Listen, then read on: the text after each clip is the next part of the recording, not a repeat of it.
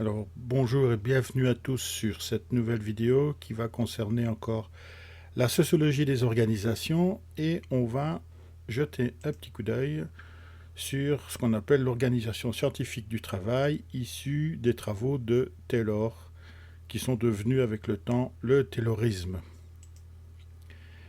Alors on va d'abord commencer par les bases tayloriennes. Ensuite, on va voir un petit peu les applications de ces bases encore aujourd'hui et on va entrevoir un peu les possibilités du futur. Alors tout d'abord, le Taylor. Donc ici, le Taylorisme, c'est d'abord un petit rappel parce que la plupart d'entre vous ont sans doute déjà connu Taylor au travers de cours de management peut-être ou d'industrialisation pour ceux qui ont fait des études plus techniques.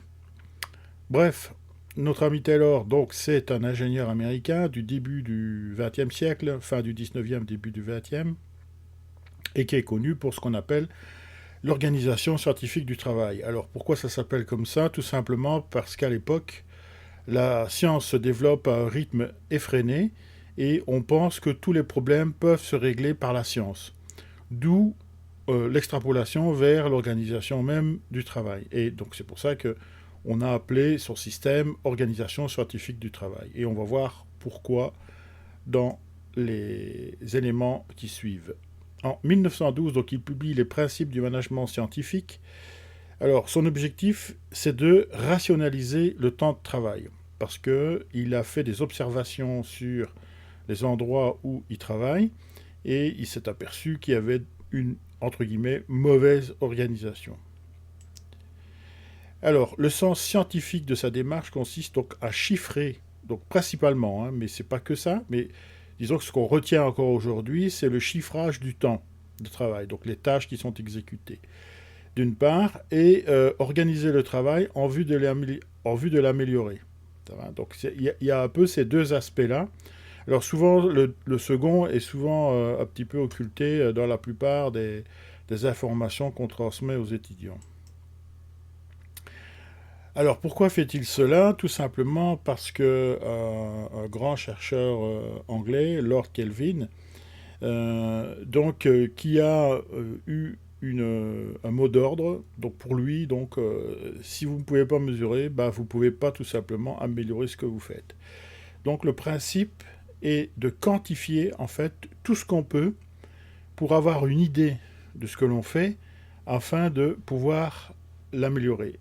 Alors attention ici, il s'agit bien d'essayer d'approcher en fait la mesure. Il y a des éléments sur lesquels on ne peut pas apporter véritablement une mesure directe, comme par exemple la motivation. La motivation, vous ne pouvez pas la mesurer. Vous mesurez ses effets, mais vous ne mesurez pas directement la motivation. Néanmoins, on se sert de critères ou de facteurs indirects pour pouvoir mesurer donc la motivation, comme l'absentéisme par exemple. Alors, l'histoire des organisations du travail, pour comprendre un petit peu pourquoi Taylor a réagi de cette façon-là et a eu cette vision un petit peu de l'organisation du travail. Alors, au départ, donc l'organisation industrielle, alors là, on est au début du 20e, fin du 19e, début du 20e, on est en pleine révolution industrielle. Et donc, on ne sait pas du tout comment organiser le travail. Donc, qu'est-ce qu'on fait? On reproduit les modèles qu'on avait auparavant, c'est-à-dire des ensembles qui sont managés, entre guillemets, par des contremaîtres ou des chefs d'équipe. C'est-à-dire qu'il y a un responsable qui a une équipe et on s'adresse au responsable, on ne s'adresse pas à l'équipe. Donc on ne sait même pas qui est dans l'équipe, à la limite. Bon, en dehors du fait qu'à l'époque, vous voyez qu'il y avait aussi le travail des enfants. Mais ce qui est très intéressant sur cette photo, c'est en fait que à l'époque, les équipements qu'utilisaient les ouvriers, ils étaient réalisés par eux-mêmes. Donc c'était leur ingéniosité qui faisait que ils pouvaient améliorer entre guillemets les conditions de travail, avec bien sûr des éléments très rudimentaires, du bois. Donc là, on voit bien que c'est un peu bricolé. C'est pas du tout sous une forme industrielle. Donc ça, c'est une observation que Taylor a pu faire lorsqu'il était dans les entreprises. Alors, aujourd'hui, évidemment, on en arrive ici. Donc, j'ai fait un saut vraiment très important. Donc, j'ai vraiment fait un bond dans le futur où, en fait, on aura sans doute plus besoin de ce type de main-d'œuvre pour réaliser les tâches qu'on demandait il y a une centaine d'années. Donc là, avec notamment la robotique. Et qu'est-ce qu'on fait des gens? Là, on va se servir de leur cerveau. Et en fait, ce sera l'objet de la vidéo qui arrive juste après celle-ci, donc pour le mois prochain, et qui va concerner donc l'école des relations humaines d'Elton Mayo, où on verra l'effet Hawthorne, donc l'influence en fait des améliorations de conditions de travail et de l'implication du personnel dans les tâches. Alors l'histoire des organisations de travail, comme on vient de le voir, on démarre vraiment très très bas et on pense que la motivation, en fait c'est de l'argent. Donc c'est pour ça que les gens sont payés à la production, à ce qu'ils font. Ça va? Donc on fait obstruction complètement du temps passé. Ça va? Donc c'est pas le plus important. En fait on paye pour un résultat. C'est un peu l'objet de, comment dire, du fonctionnement de l'époque.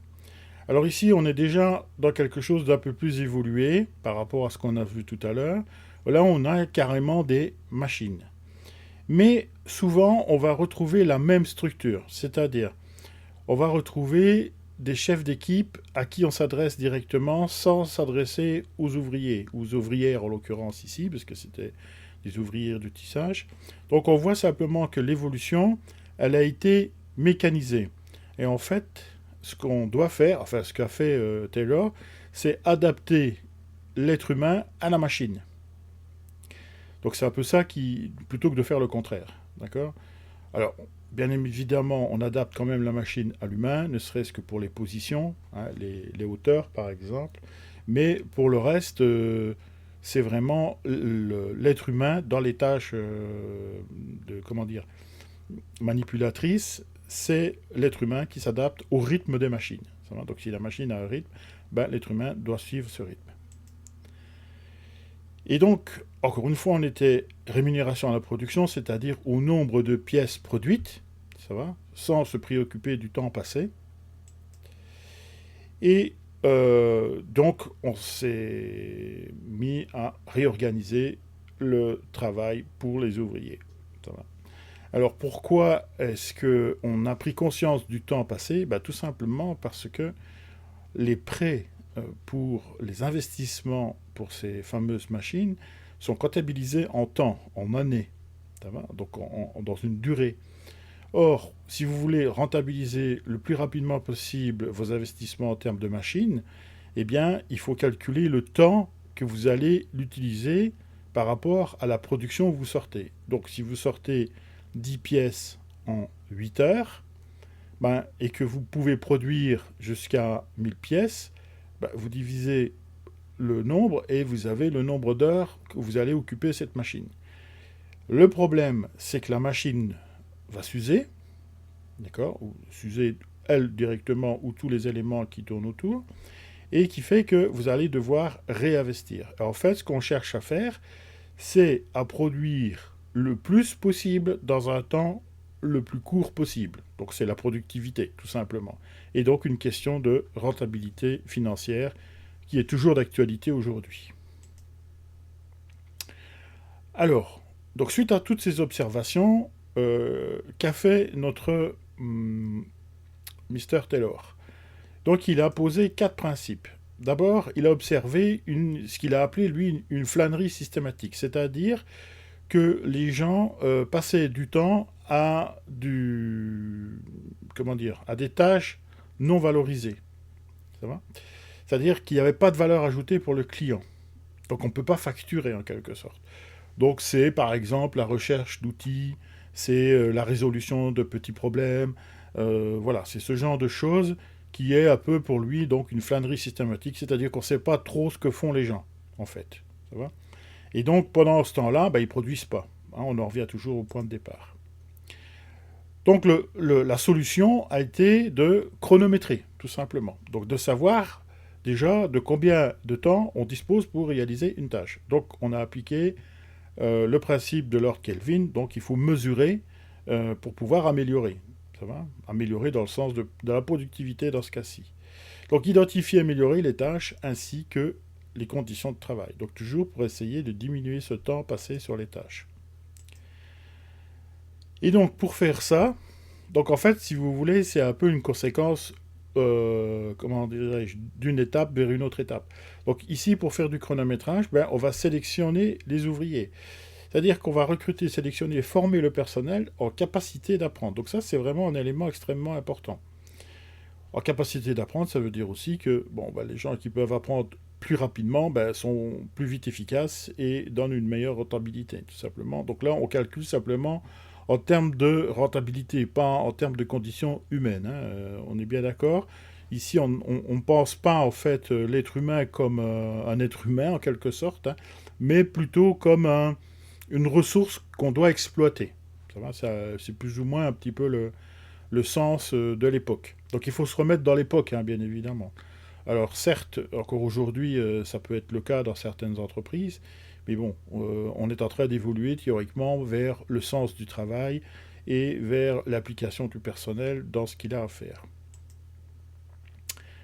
Et le quatrième principe, en fait, ça c'est un petit peu un coup de génie quand même, c'est en fait le changement de la maîtrise. Donc tout à l'heure j'ai parlé d'une maîtrise en fait qui gérait les différents composants de l'équipe et qui ne rendait pas de compte par rapport à ça.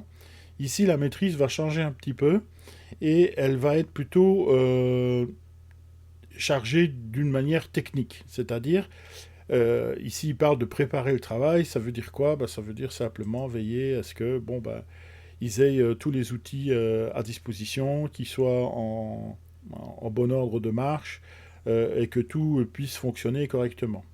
Donc aujourd'hui, c'est un petit peu le rôle du team leader sur les chaînes de production, notamment dans l'automobile, où là, le team leader, il va faire de la résolution de problèmes, de petits problèmes, pour éviter les non-qualités ou les pertes de productivité sur les chaînes de montage, par exemple. Donc on voit que ce que a mis en place Taylor est toujours applicable aujourd'hui. Alors certes, plus avec le même état d'esprit, mais le principe de base reste toujours d'actualité. Alors, l'élément central, comme on l'a vu, est le chronométrage. Alors, on va voir pourquoi, en fait, le chronométrage est vraiment fondamental dans la perspective des principes de Taylor, après avoir décrit un petit peu la conception, en fait, de ce chronométrage. Donc, première opération à effectuer, c'est de diviser le travail en temps vraiment élémentaires. Donc, c'est-à-dire qu'on va regarder ce que fait une personne et on va décomposer ses gestes, c'est-à-dire les déplacements, c'est-à-dire les contrôles, les vérifications. Contrôle, par exemple, c'est le positionnement d'une pièce dans un outillage, par exemple. Ça, c'est un premier contrôle. Et on va faire aussi des évaluations, c'est-à-dire qu'on va faire des mesures sur les pièces qui sont produites, donc sur de l'échantillonnage, par exemple.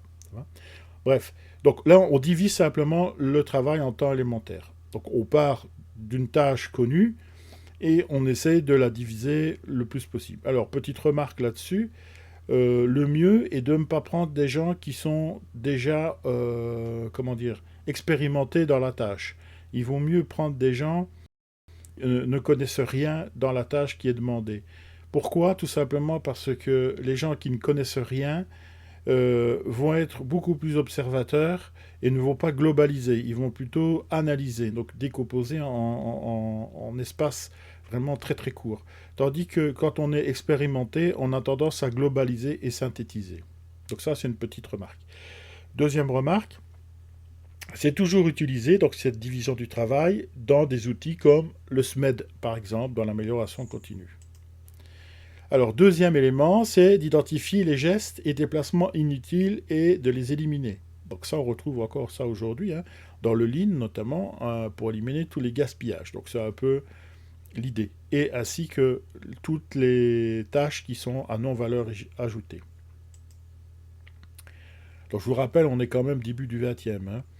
Alors, analyser le travail des ouvriers les plus performants, les uns après les autres, pour chaque tâche. En fait, ici, l'idée, c'est que je vais observer ce que fait le meilleur ouvrier et je vais le transférer chez les autres. En fait, c'est l'application de ce qu'on appelle aujourd'hui les bonnes pratiques. Hein. Donc, on regarde ce que font les meilleurs et puis on se débrouille, donc en identifiant donc, les tâches élémentaires, à la reproduction chez d'autres personnes. Tu vois. Donc c'est les bonnes pratiques. Alors, juste un truc, c'est que il ne s'agit pas de standardiser le travail. Il s'agit ici d'observer ce que font les meilleurs, c'est-à-dire leur créativité, et de récupérer ça pour l'appliquer à l'ensemble du personnel. Quatrième élément, donc identifier les gestes élémentaires et enregistrer leur durée. Donc il dit, on les a décomposés, et ici on va mesurer, donc, et on va faire des tableaux, on va faire des bases de données en fait. Donc ça veut dire ici qu'on ne va pas non plus répéter cette opération de diviser le temps en temps élémentaire avec une observation. On va les capitaliser, donc ce qu'on fait encore aujourd'hui, hein, pour les bonnes pratiques notamment, donc on va capitaliser le savoir. Et ici, donc, il va faire des bases de données, en fait, sur papier, certes, parce qu'il n'a pas d'ordinateur, mais c'est exactement ça. Donc c'est-à-dire qu'on ne va pas réinventer la roue. Quand il y a des gestes élémentaires qui sont similaires, semblables ou parfois identiques, ben, on n'a plus besoin de refaire, si vous voulez, un chronométrage pour ces gestes-là. Alors, cibler, donc c'est ce qu'on retrouve aujourd'hui hein, dans les gammes opératoires notamment. Alors 5, donc cibler le pourcentage nécessaire additionné aux durées enregistrées pour combler les perturbations inévitables. Donc là j'ai mis un stop parce que c'est très très important. Alors pourquoi c'est très important? Tout simplement parce que souvent Taylor est associé à un travail d'abattage. Donc sans réflexion, sans prise en compte en fait de la dimension humaine. Alors certes, il prend en conséquence les êtres humains, mais pas de la façon dont on l'entend aujourd'hui. Hein. Il y a plus d'un siècle de différence, donc forcément que les concepts ne sont pas tout à fait les mêmes. Les valeurs ont un petit peu changé sur un siècle. Donc ici, qu'est-ce qu'il fait? Ben, il va dire, en fait, je peux tout organiser, je peux tout mesurer, mais je sais qu'il existe des éléments aléatoires qui font que ça peut perturber ma production. Et donc, ce que je vais faire des moyennes sur des lignes de production, et je vais dire, tout simplement, ici, il y a 10% en fait de pertes, etc., ou 30%, etc. Donc, en fait, on va retrouver ça dans des indicateurs euh, de productivité, d'accord, classiques, comme le TRS par exemple, ou le TRG. Donc voilà, on va retrouver exactement les mêmes éléments. Donc voilà l'importance. Alors, il y a une importance également, c'est que ça va influencer les retards, donc sur les retards de production. Et donc ces pourcentages sont aussi à prendre en compte pour éviter les retards sur les délais qui sont remis aux clients. Donc c'est ce qu'on fait toujours aujourd'hui. Donc aujourd'hui, quand vous avez une ligne de production, vous estimez, enfin maintenant vous avez des datas qui vous permettent de savoir à peu près le pourcentage de retard que vous avez en moyenne. Donc vous mettez ce temps, évidemment, dans votre production. Alors, point numéro 6, identifier la part proportionnelle à augmenter pour le repos et évaluer les intervalles à instaurer pour diminuer la fatigue. Alors ici, il s'agit simplement, en fait, de l'utilisation de la force de travail. Donc à l'époque, évidemment, on avait beaucoup moins de machines et les conditions de travail étaient beaucoup plus dures que ce qu'elles ne le sont aujourd'hui. Par conséquent, l'aspect physique jouait énormément et donc on s'est aperçu que ça faisait baisser la productivité si on faisait travailler 10 heures en continu les gens avec juste une petite pause pour manger. Ça va. Donc là, simplement, on va fractionner en fait les efforts. Un peu ce qu'on fait aujourd'hui dans le sport, hein, dans le fractionnement, où on fait dans le football notamment, ils font ça, mais dans l'athlétisme et dans pas mal de sports où il y a du cardio, on va faire non pas des courses longues ou des sprints, on va faire des sprints alternés avec des périodes de repos. Et on s'aperçoit qu'on a une meilleure récupération quand on fait ce genre de, comment dirais-je, ce genre de processus. Donc là, c'est appliqué exactement la même chose. Alors, recombiner les gestes élémentaires communs aux travaux de l'atelier et des archives avec la durée, et donc qui regroupe un peu tous ces mouvements. Alors ici, ça veut dire quoi? Ça veut dire qu'en fait, auparavant, quand on construisait une locomotive, eh bien, on remettait un prix un petit peu à la louche. On ne savait pas trop où on allait. Ça va. Donc, comme on ne mesurait pas vraiment les temps, avant Taylor, donc on avait une idée de ce que valait une locomotive. Donc, si on faisait une deuxième locomotive qui était plus ou moins identique, ben, on mettait plus ou moins la même valeur. Et il se trouve que parfois, ben, on se plante complètement. Ici, avec le système de Taylor, comme on va enregistrer tous les temps, on sait exactement combien de temps on met pour faire une locomotive. Donc ça veut dire que là, on va pouvoir donner un délai au client. Ça, c'est le premier point, très important. Et deuxième point très important, c'est que je vais connaître le prix avec exactitude, puisque tous les matériaux achetés, j'ai des factures et donc je peux simplement faire une addition. Et ici, comme j'ai chronométré le temps, et que je vais payer mes salariés à l'heure, ce qu'on fait toujours aujourd'hui, eh bien, je vais pouvoir aussi transformer ça en forme d'argent. Donc le temps, je vais le transformer en argent. Et donc, je fais la somme de tout ça et j'obtiens un devis, c'est-à-dire une valeur pour un produit qui n'est pas encore construit. Donc ça, c'est le premier avantage. Deuxième avantage, c'est que je vais pouvoir, dans le futur, faire des locomotives qui sont comment dirais-je, semblables, c'est-à-dire qu'il peut y avoir des options supplémentaires. Mais comme je connais 80 ou 90% de la locomotive, je peux la chiffrer avec 10% entre guillemets d'erreur. Et dans les 10% qui me restent, donc sur les options ici que je vais rajouter, eh bien, je vais simplement prévoir les tâches que j'ai déjà dans ma base de données. Donc je vais encore diminuer en fait le taux d'incertitude. Et donc je vais avoir une grande précision sur le prix de revient de mon produit. Et donc d'appliquer après une marge et donc de gagner de l'argent. Donc l'organisation en fait industrielle de Taylor, c'est pas juste pour faire plaisir au patron, c'est lui faire gagner de l'argent. Hein. Et c'est pour ça que ça a eu un impact extrêmement important. Pour vous donner une idée, pour traverser l'Atlantique, à peu près, il fallait 3 semaines en bateau. Hein, il n'y avait pas d'avion à l'époque. Et donc, il fallait 3 semaines.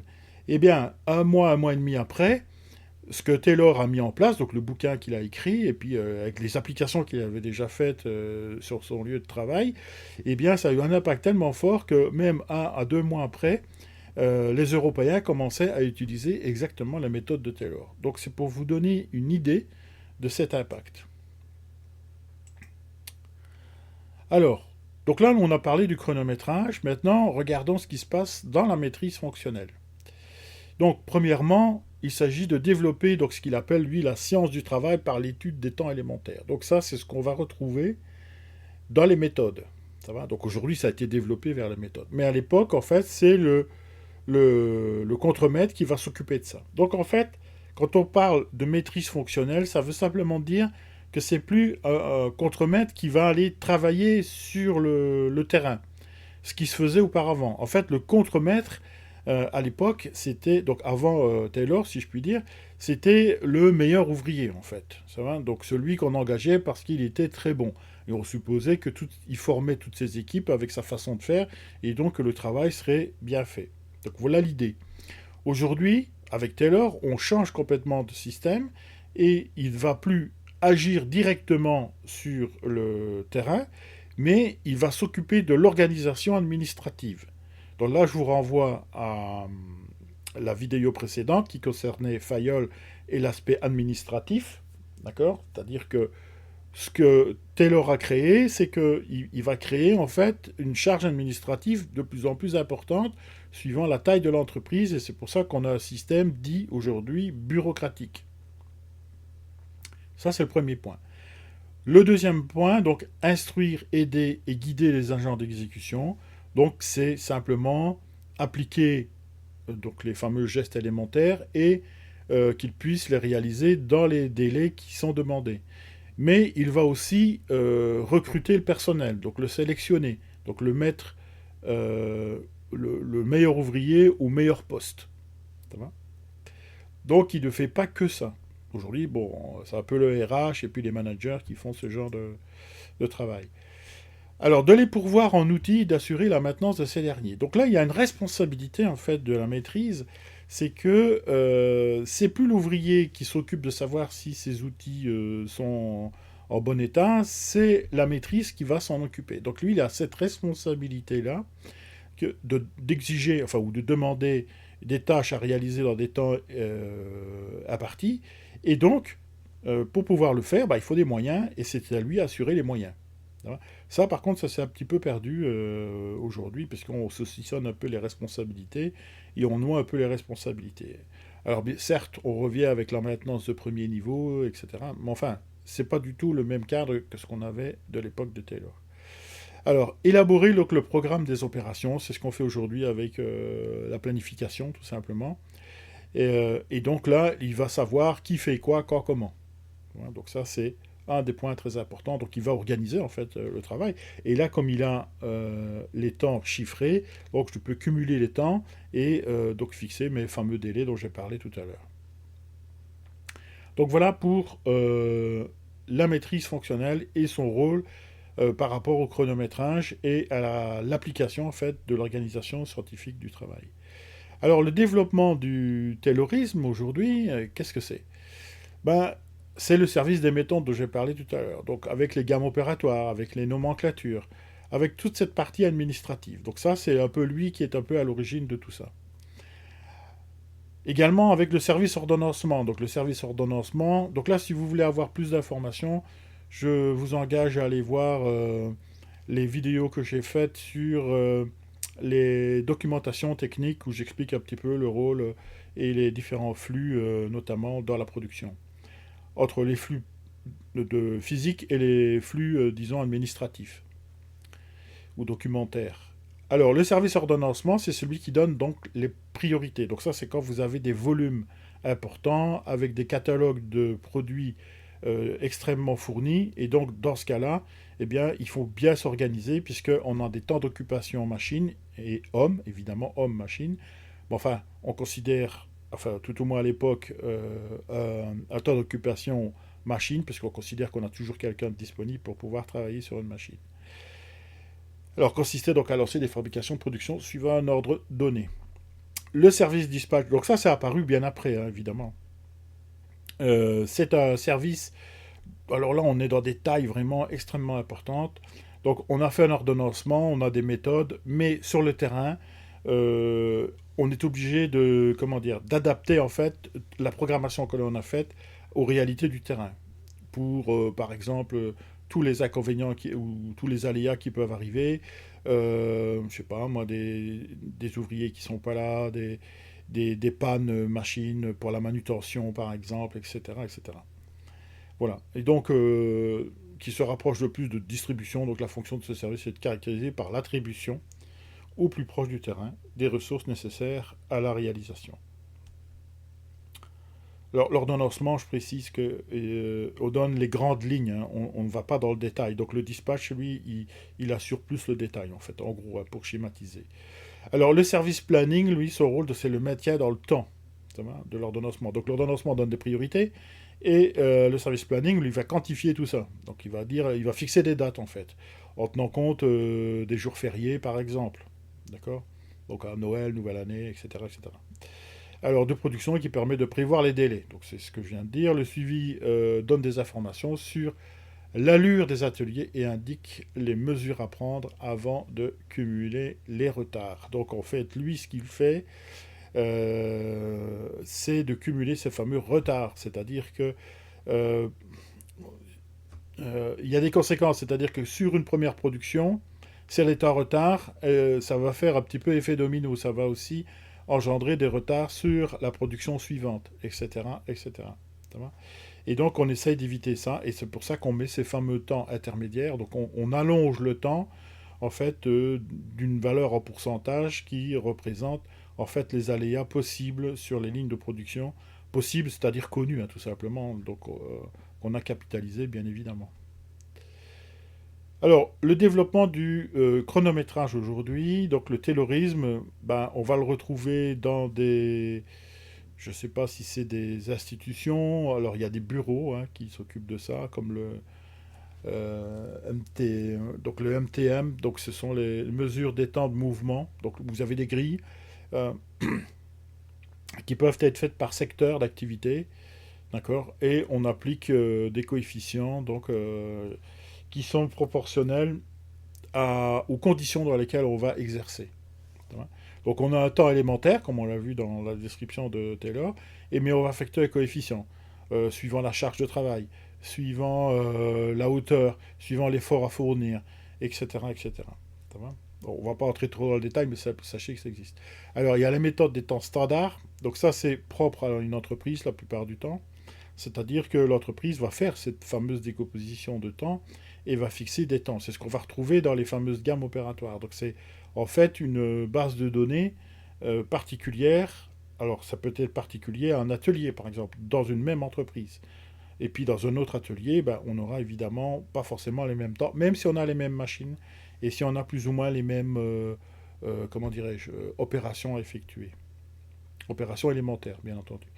Et le temps tact qui est en fait la mesure du rythme. Donc ça c'est l'application d'aujourd'hui. Hein, mesurer donc le rythme de cadence de travail, notamment dans le lead management. Alors évidemment, Taylor a fait des émules, émules dans le sens où on a transformé un petit peu ce qu'il a fait. On a repris donc les bases et les principes que j'ai énoncés tout à l'heure. Et certains ont eu des idées assez originales, comme Ford par exemple, qui a mis la production en ligne. C'est-à-dire que grâce à la décomposition et aux bases de données qu'il avait, il a en fait fait des postes de travail adaptés aux tâches à effectuer. Donc il a renversé un peu la vapeur. Alors, pour la petite histoire, hein, l'anecdote, il aurait observé en fait un abattoir où les carcasses se déplaçaient de poste en poste et c'était plus les ouvriers qui se déplaçaient. Et donc il a eu l'idée de faire la même chose en fait. C'est-à-dire qu'il se dit, ben, je sais exactement ce que j'ai à faire sur une étape de construction d'un véhicule, parce que lui, bon, il s'agissait de produire des voitures, et donc je vais adapter les moyens de production en fonction de ça. Et donc je vais même les spécialiser. Donc c'est pour ça que vous retrouvez le schéma que j'ai indiqué en dessous. Donc étape 1, donc processus de fabrication, étape 2, etc. Et donc chaque étape est bien positionnée par rapport aux moyens de production, à la formation évidemment des salariés qui sont sur ces postes de travail, et on connaît parfaitement les temps qui sont à exécuter. Alors,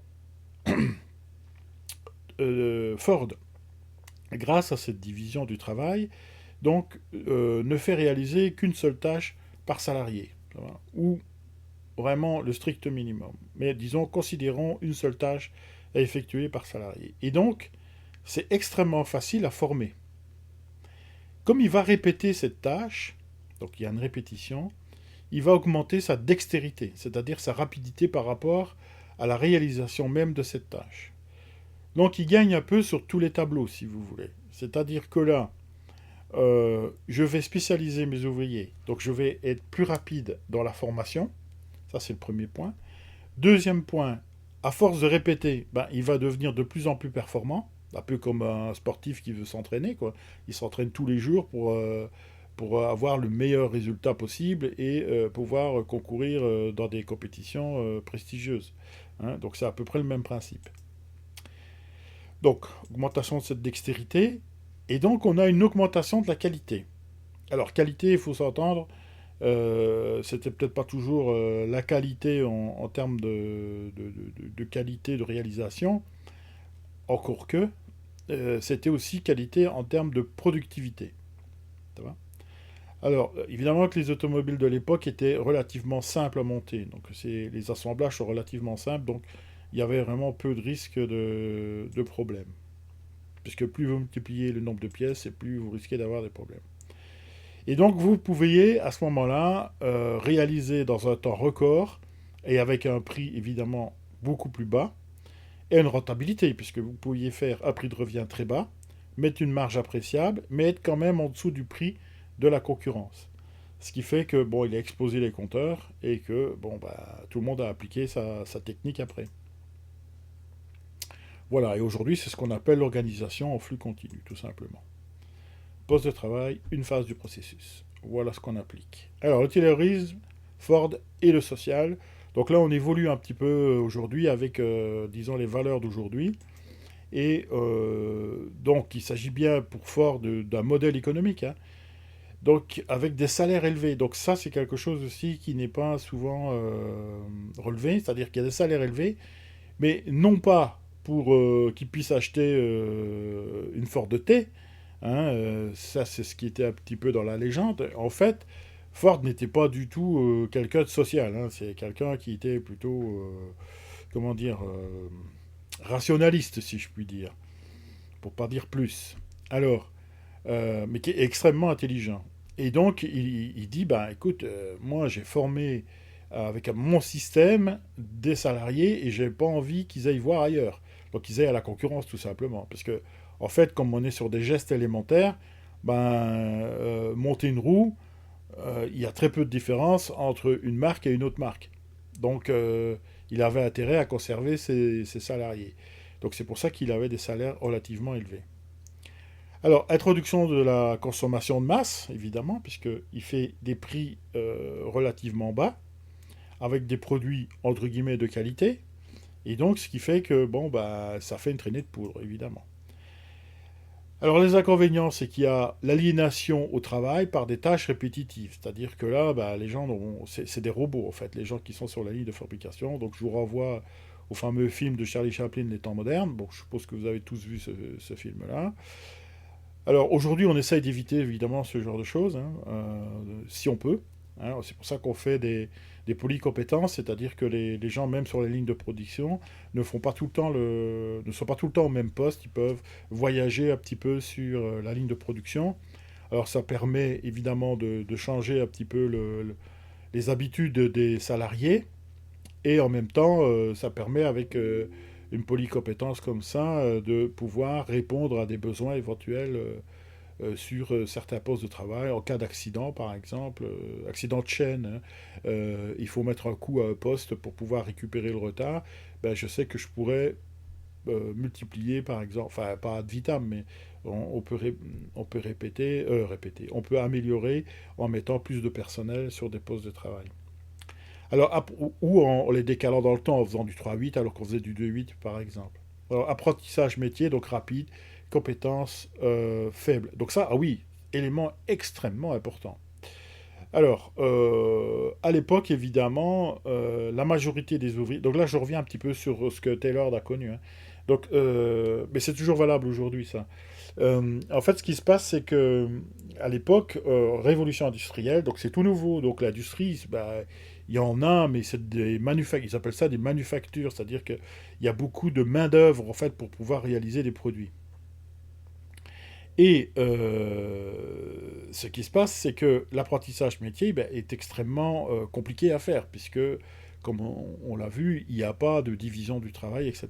Il n'y a même pas d'apprentissage, si ce n'est par le fameux contremaître dont j'ai parlé en début de vidéo. Ça va? Donc ici, on est sur des, comment dirais-je, des tâches qui sont extrêmement limitées. Par conséquent, l'apprentissage métier est extrêmement rapide et les compétences faibles. Ça veut dire que les ouvriers agricoles qui étaient sur les fermes, etc., eh bien, je peux les récupérer et les mettre dans les usines très rapidement, puisque, en fait, je ne demande pas des compétences phénoménales comme par le passé. Hein, un tailleur de pierre, ben, il fallait peut-être plusieurs années pour avoir un ouvrier compétent. Donc là, c'est plus le cas. Donc ça, c'est une véritable révolution, d'accord? Ça n'apparaît pas, mais bon, c'est toujours... Alors, aujourd'hui, souvent, vous entendez parler de la mondialisation. Eh bien, on se sert de ce concept pour faire exactement la même chose. C'est-à-dire qu'on prend une usine et je vais la mettre ce qu'ils appellent construire une usine dans le désert, c'est-à-dire je vais dans un endroit où la majorité des gens, ben, c'est des agriculteurs, quoi. Ils connaissent pas du tout l'industrie. Eh bien, je peux planter une usine là, j'aurai des salaires extrêmement bas parce que les gens en général sont assez pauvres dans ces contrées, et donc je vais augmenter le salaire. Donc s'ils gagnaient, je sais pas moi, en Inde, je connais pas les chiffres, hein, mais disons 100 roupies, ben moi je vais leur offrir 150 roupies. Donc je vais aspirer en fait toute cette main d'œuvre là Et l'avantage, c'est de pouvoir les mettre au travail très rapidement. Ça va? Donc là, on travaille sur la masse, évidemment. Alors, le management opérationnel, donc on a vu d'où on venait, donc avec une maîtrise qui maîtrisait tout en fait. Hein. Donc le fameux contremaître de cette époque faisait tout, faisait la pluie et le beau temps, on va dire. Ça va. Donc dans ce cas-là, il n'y avait pas ou peu de management. Management étant une direction qu'on donnait aux salariés. Voilà. Donc le seul résultat qui compte, c'est le nombre de pièces produites. Donc peu importe les conditions de réalisation. Donc c'est pour ça que vous avez des enfants et puis des conditions de travail qui sont un peu désuètes. Après, donc on va industrialiser. Donc on passe un peu plus dans le temps, les années 20 par exemple, 1920. Donc là, on a un management réduit à la gestion des chiffres. Donc on l'a vu avec la maîtrise fonctionnelle. Encore une fois, le résultat compte, donc c'est le nombre de pièces produites, hein, puisqu'on a vu que c'était des avantages financiers qui intervenaient. Donc toutes les ressources humaines et matérielles se confondent, hein, c'est ce que j'ai dit tout à l'heure, c'est-à-dire qu'on ne tient pas compte tellement de l'humain. L'humain doit s'adapter en fait à la machine, donc voir les temps modernes, etc. Donc recherche de la performance de chaque ressource. Donc ça, c'est le phénomène Taylor. Aujourd'hui, qu'est-ce qui se passe? Ben, en fait, la machine peut travailler toute seule. Et là, l'importance du management augmente. C'est-à-dire que les conditions de réalisation contribuent à la qualité de son ensemble. C'est-à-dire, plus vous êtes dans des éléments où c'est plus facile à réaliser, ben, au mieux vous allez fabriquer, produire. En termes de productivité, c'est extrêmement difficile aujourd'hui d'augmenter la productivité.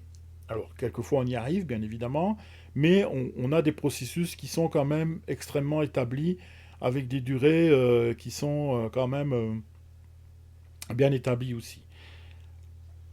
Ça, c'est d'une manière tout à fait synthétique et globale. Alors, il s'agit évidemment, dans l'amélioration continue, par exemple, de diminuer quand même les temps de production. Hein. Donc, le lean, par exemple, sert à ça. Mais globalement, les processus, on les connaît, on les maîtrise. Alors, les conditions de réalisation donc, contribuent à la qualité dans son ensemble. Ça veut dire qu'on ne fait pas que la qualité de travail, il y a aussi la qualité des conditions de travail. Et donc, aujourd'hui, le management, qu'est-ce qu'il fait? Ben, il doit donner du sens au travail, c'est-à-dire impliquer le salarié dans les tâches qu'il réalise. Ça va? Donc, on prend en compte, en fait, le salarié dans les opérations effectuées et dans le résultat qui est transmis au client. Donc, impliquer les salariés dans le projet de l'entreprise. Donc là, il doit avoir une vision, évidemment, et on essaye d'intégrer au mieux, donc de motiver hein, les salariés dans cet espace-là. Et donc, c'est le fameux effet Hawthorne que l'on verra dans la vidéo d'Elton Mayo qui va suivre le mois prochain. Voilà, je vous remercie d'avoir suivi cette vidéo et j'espère que vous avez pu voir l'intérêt en fait du taylorisme encore aujourd'hui et d'essayer de bien comprendre les aspects et de voir leur évolution dans le management actuel. À savoir que le management du futur va être axé beaucoup plus sur les individus. Ça va. Et donc un peu moins sur la partie technique ou technologique, qui la plupart du temps sera dévolue à des techniciens orientés, notamment méthode par exemple, ou des roboticiens par exemple, ou des analyses de data et des choses comme ça. Voilà, merci encore, et puis j'espère vous retrouver sur la prochaine vidéo.